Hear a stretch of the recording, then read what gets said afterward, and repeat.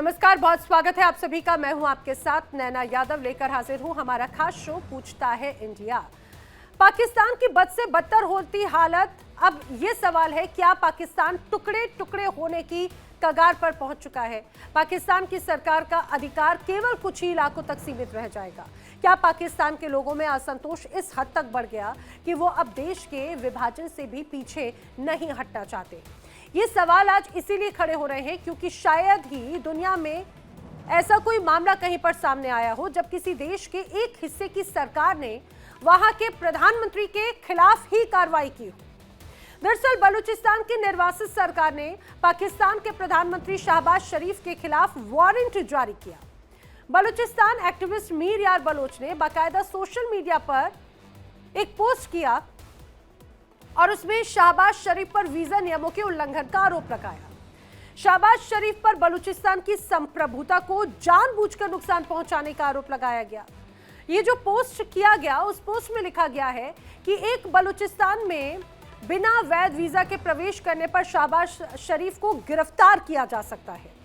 और इस घोषणा को पाकिस्तान के पीएम, सेना प्रमुख और दूसरे अधिकारियों के लिए भी औपचारिक चेतावनी ही बताया गया है।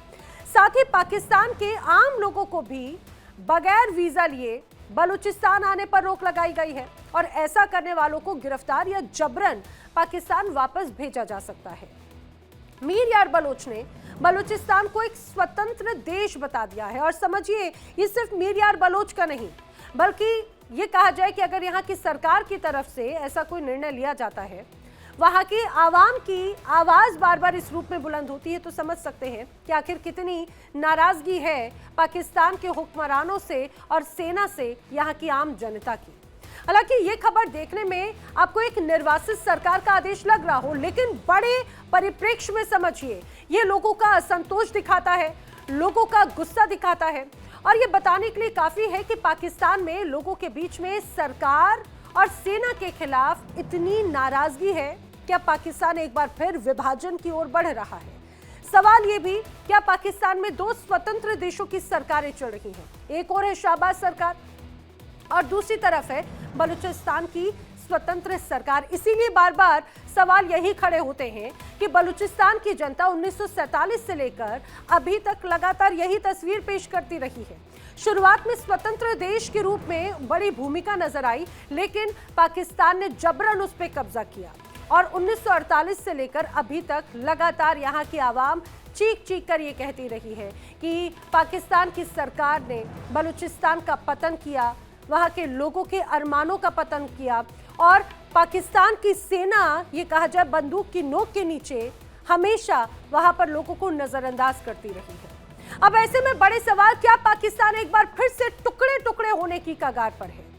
क्या अब शहबाज शरीफ को बलूचिस्तान जाने के लिए वीजा लेना होगा? सवाल ये, क्या बलूचिस्तान की निर्वासित सरकार के खिलाफ पाकिस्तान एक्शन लेगा?